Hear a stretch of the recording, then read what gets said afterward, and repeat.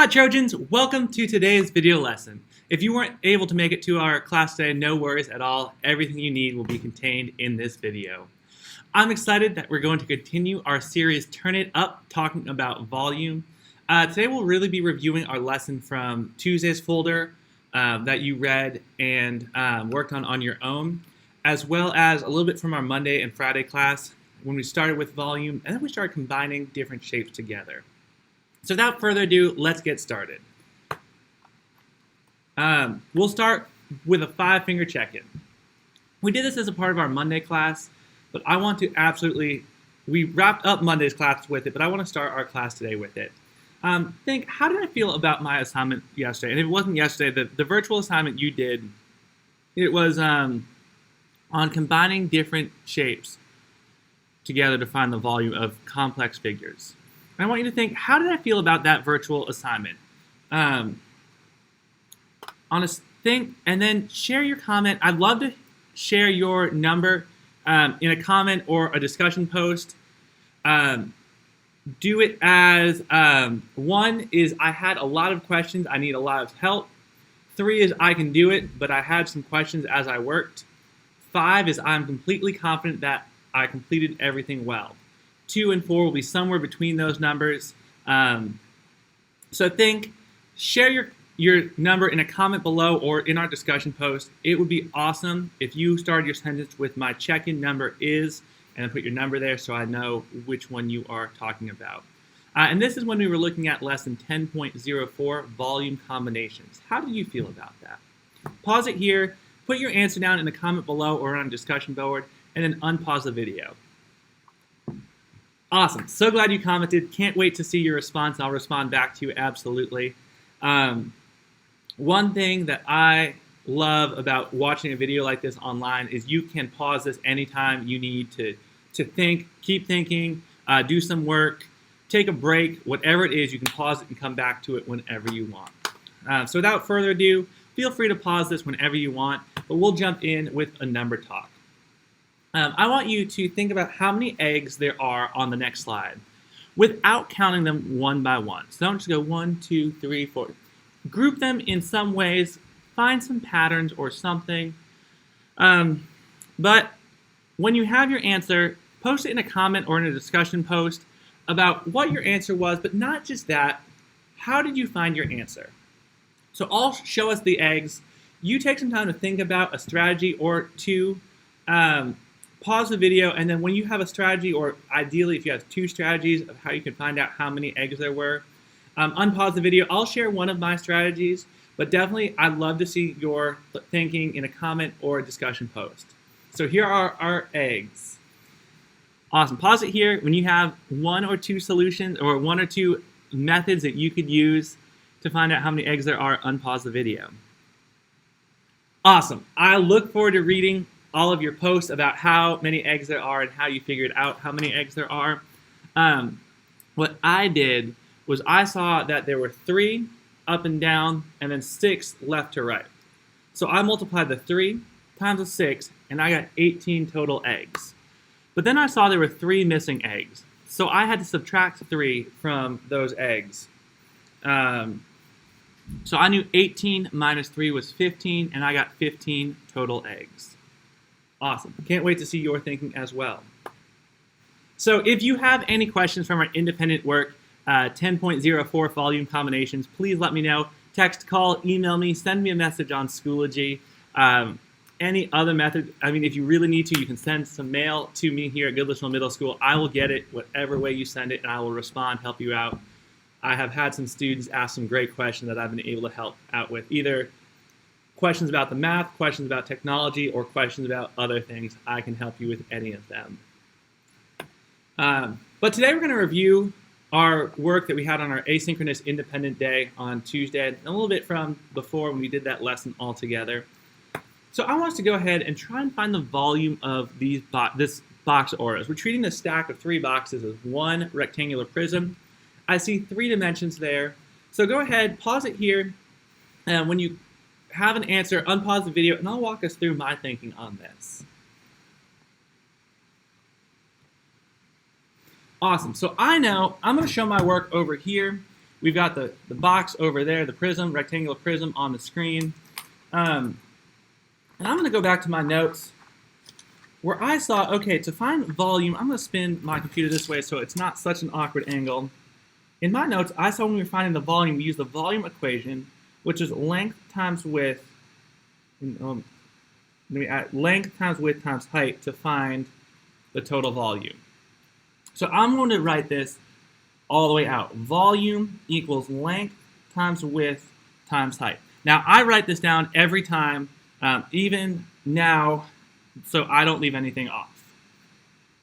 So I also remember we need to know our volume, but we have our length, our width, and our height. We're not going to know our volume till the end, so I'll cross that out. But we need to know the length, the width, and the height. Now, I can't really tell looking at this picture which measurement might be which, but I do remember from our notes that we said the commutative property of multiplication said that we can multiply numbers in any order and we still get the same answer. So it doesn't matter what I call the length, what I call the width, and what I call the height. We'll get the same answer. So I'm just going to say our length is 6 inches, our width is 4 inches, and our height is 8 inches. You could absolutely also say our length was 6 inches, our width was 8 inches, and our height was 4 inches. Either of those work. You could put them in any order and you'll get the same answer. I'm going to do it like this. So then I have volume equals length times width times height. So we have 6 times 4 times 8. And I know to solve this I need to do 6 times 4 first. 6 times 4 is 24. Then I have 24 times 8. And 24 times 8, okay, I'm going to do that out, is 192 inches. Now I know our units were inches, but now we're in the third dimension. We're talking about volume of a shape, how much space it takes up.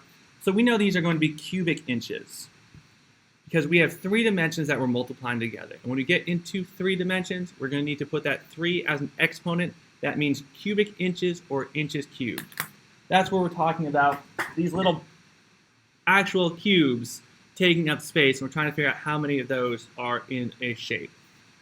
Awesome. Now you could do it with a different order. You would get the same answer as long as you use those 3 numbers. Awesome. So we're going to take some time. I'm going to leave my notes right here from this, or my work from that problem. I'm going to put up our next practice problem. You can't quite see all of the, oh, now we've gone ahead way too far. I'm going to drag this window up so you can get ahead above where my picture is. Awesome. All right, so I see 3 measurements in this rectangular prism.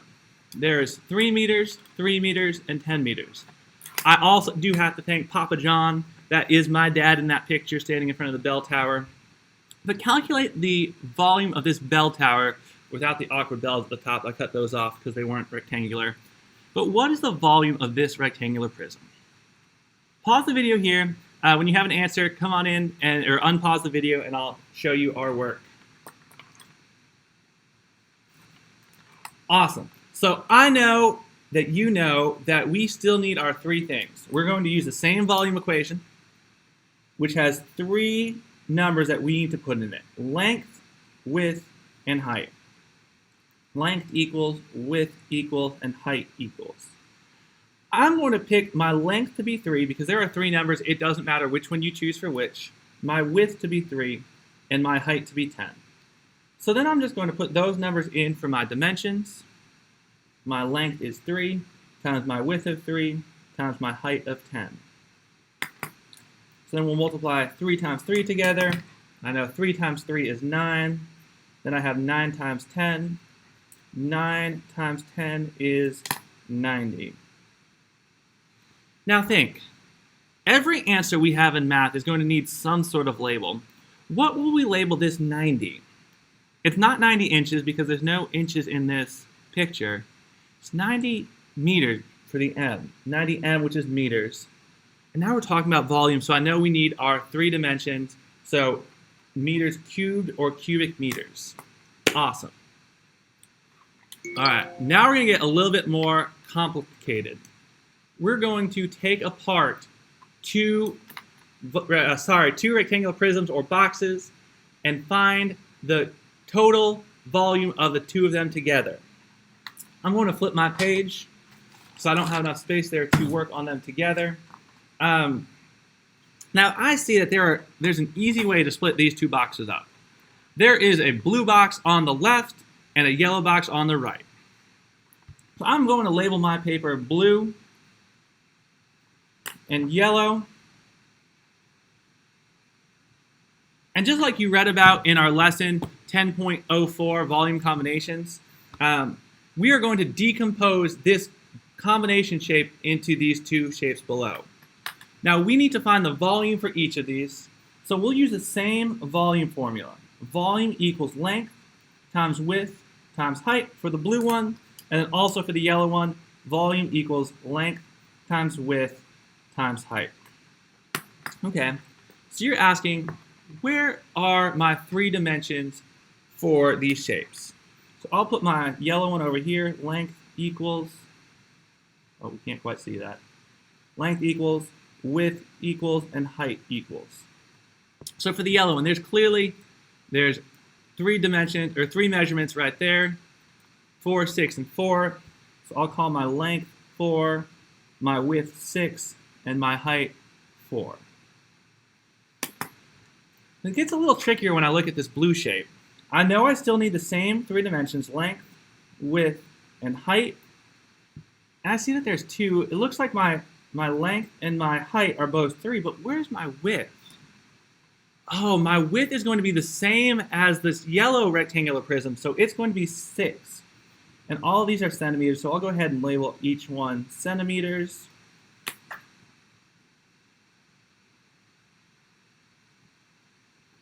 Awesome. So now we just put our numbers into these formulas. I'm going to do the blue one first. So my L is 3, my length is 3, my width, W is 6, and my height, H, is 3. 3 times 6 is 18. Then I have 18 times 3. And 18 times 3 is 54 cubic centimeters. Remember, we're in volume, so we have that cubic centimeters every time, or cubic, whatever our unit is. So then we'll go ahead and put our numbers in for our yellow rectangular prism, or our yellow box. Our length is 4 centimeters, times our width, which is 6 centimeters, times our height, which is 4 centimeters. 4 times 6 is 24, times 4 is 96 cubic centimeters. Now there's one last step. We have figured out our blue box volume, the blue rectangular prism's volume, and we have figured out the volume of the yellow rectangular prism, or the yellow box. But we want them all together.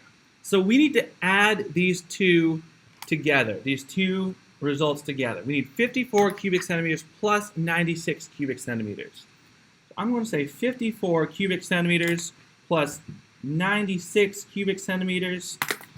Okay, 54 plus 96. 6 plus 4 is 10. 6 plus 9 is 150 cubic centimeters. Awesome. All right.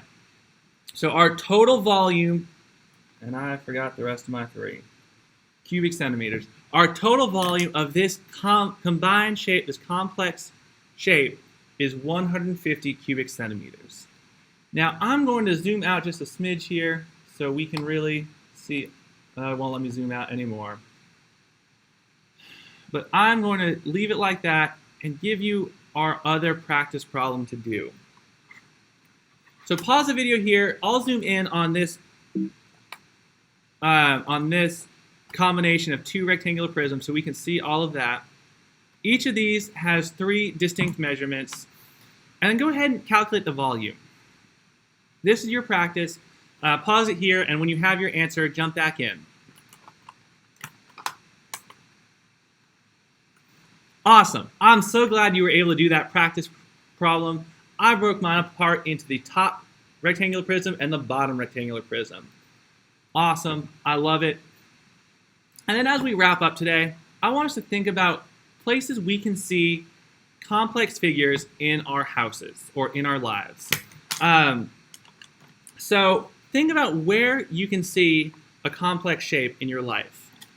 For me, I have this mug, and it's made up of this cylindrical part, the cylinder, and it has this handle that is attached to the side. So that is made up of two different figures, which makes it a complex figure. I also have this magnifying glass that is made up of this circle over here and then the handle over here. So we're looking at things that have two different shapes combined to them that are also three-dimensional. You'll also notice that this building in the picture behind Bruiser here has columns that are one shape, and then the roof and the building, which are rectangular prisms. So you have the columns and then the rectangular prisms. So those are some complex figures. I'd love for you to share your complex figures that you have in your house or in your life in a comment or a Schoology post so we can all see what they are together. Well, that is our wrap up for our lesson today. Make sure that you're working on any outstanding independent assignments you have from Tuesday or Thursday. And then enjoy your day. I hope you have a great day, Trojans. Goodbye.